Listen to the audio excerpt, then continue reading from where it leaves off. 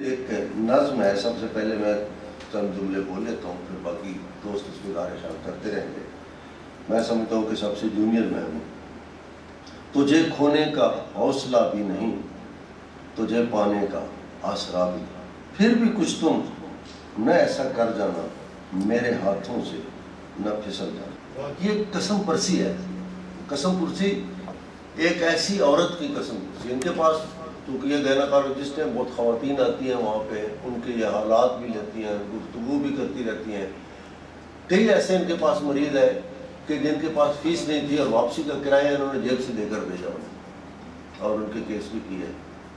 تو ایک عورت کی قسم پرسی کو ان سے زیادہ کون جان سکتا ہے کہ اس کا جو مقدر ٹھہر جاتا ہے اور پھر وہ ساری زندگی کے لیے دو کشتیوں کی جیسے سوار ہو جاتی ہے سوچ کے حوالے سے۔ اس کی سوچ میں اس کو سمجھ نہیں آتی کہ میں کس طرف کیا کروں، ڈبل مائنڈڈ جسے ہم کہتے ہیں، زندگی گزارتی ہے۔ اسی طرح سے ہاتھ میں ہاتھ کے ایک ملاقات کے انکہی بات کے کتنے چرچے ہوئے، کتنی شہرت ہوئی، کتنی تہمت لگی، کتنے فتوے ہوئے، کتنے آنسو بہے، کتنی نیندیں اڑی، ایک ملاقات کے انکہی بات کے ہاتھ میں ہاتھ کے۔ لوگ دودھوں دھلے، لوگ حاجی پلے، پاک ہر عیب سے، ہم نشان ستم، ہم ہی عبرت نشان، ہم ہی قائل صدا، غم کے پائل صدا، اشک پیتے گئے، یوں ہی جیتے گئے، تیری باتوں کے سنگ، تیری یادوں کے سنگ، ایک ملاقات کے انکہی بات کے ہاتھ میں ہاتھ۔ تو میرے ہاتھ سے تیرے ہاتھ تک وہ جو ہاتھ بھر کا تھا، اسے کاٹتے اسے ناپتے میری عمر بھر گزر گئی۔ اور آئینہ، باز آ جاؤ، الزام، الزام کتنے خوبصورت اس میں یہ بات کہتی ہیں، تھے زخم ہزاروں تو مسیحا بھی۔ سماجی عکاسی کے جب آپ ایک دکھ کی بات کرتے ہیں اور ایک خوبصورت عورت اگر کوئی دکھ کی بات کرتی ہے تو ہزاروں مسیحا کھڑے ہو جاتے ہیں۔ یہ معاشرے کی اس سوچ کی عکاسی ہے کہ تھے چاک گریباں زخم سینے سے چلے ہم۔ تو اس سماج کو جہاں انہوں نے بیٹھ کر دیکھا اور پھر اس سماج میں ہر سماجی حرکت کی نشاندہی کی، اور ایبرپٹ شاعری ہے یہ، جس کو ہم کہتے ہیں کہ ایک کھلے دل کی شاعری، یا ہم اسے یہ بھی کہتے ہیں کہ جو محسوس کیا وہ لکھ دیا۔ محبت تو نہیں گزرے زمانوں میں، نہ آنے والے فتووں میں، نہ اس سرما کی دھوپوں میں، نہ برکھا کی برساتوں میں، نہ غربت میں، عمارت میں، نہ چاہت یا بغاوت میں، بس ایک پرخاش، ایک چبن ناروا سی محبت تو نہیں۔ تو یہ کیا تھی؟ یہ کیفیت جو ہے کہ محبت کا ادراک نہیں ہوتا اور محبت اندر پڑ رہی ہو، علم نہیں ہوتا۔ ضروری نہیں کہ آپ کے پاس جو کچھ ہے آپ کو اپنے ان خزانوں کا علم بھی ہو۔ محبت کی تشریح بڑی محبت، اور محبت یہ ہے کہ ایک اس کی تشریح میں سے ہمارے اساتذہ نے جو بیٹھے ہوئے یہ بتایا ہے کہ میں نے پوچھا ایک دفعہ شعیب بن عزیز صاحب سے کہ محبت تو آپ کیسے دیکھتے ہیں، کیا سمجھتے ہیں؟ تو فرمانے لگے کہ اگر کسی آدمی کی کوئی بات آپ کو بری نہ لگے تو سمجھ لیں آپ کو اس سے محبت ہے۔ بے وفائی زیست ایسے گزار ڈالی ہے، سمجھو چولہے میں جھونک ڈالی ہے۔ اس ایک عورت کی زندگی پہ اس سے بڑا کیا شعر ہو سکتا؟ اور آگے مرد کی جو کیفیت ہے کہ بے وفائی تیری ادا ہے، ہم نے روح ہنس کے ٹال ڈالی ہے، ہم نے پلکوں سے چن لیے سارے جس قدر راستے میں تھے کانٹے، ہم نے ہر ایک سے نبھا لی ہے، ہم نے یہ زیست یوں بنا لی ہے، ہم نے روح ہنس کے ٹال ڈالی۔ عورت کی زندگی کو سے زیادہ کیا ہے؟ کون ہے؟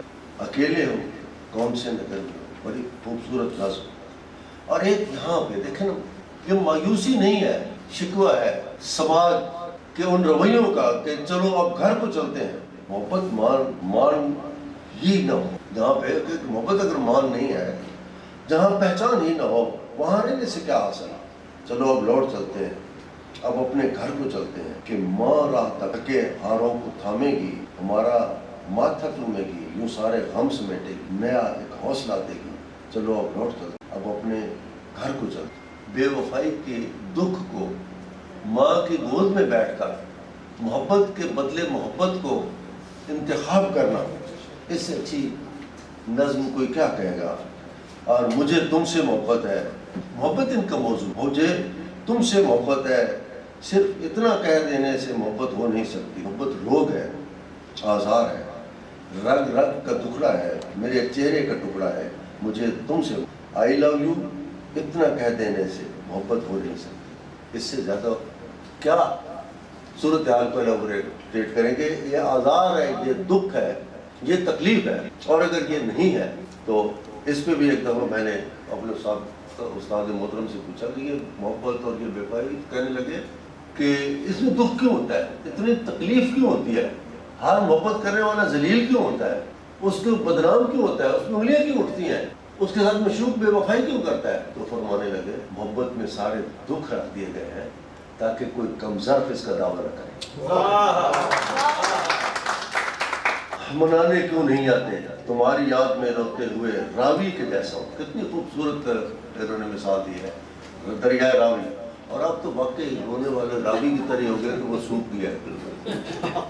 تمہارے ہجر میں بچھڑے ہوئے ساجن کے جیسا ہوں، کسی کی راہ میں بیٹھے ہوئے سائل کے جیسا ہوں، ہر ایک شب اپنے رب کے سامنے جی بھر کے روتا ہوں، تمہاری راہ تکتا ہوں کسی سودائی کی مانت کسی دیوانے کے جیسا، تمہاری راہ میں برسے ہوئے ساون کے جیسا ہوں، منانے کیوں نہیں آتے؟ تو یہاں ان کے اندر کا ایک مرد، ہر عورت کے اندر ایک مرد اور ہر مرد کے اندر ایک عورت، جو اس پہ غالب آ جائے وہی اس کا کردار بن جائے، اور اگر مخلوط ہو جائے، آج کل تو سڑکوں پہ بھی ہوتا ہے ہمارے معاشرے کی بدسلوکی کی وجہ سے۔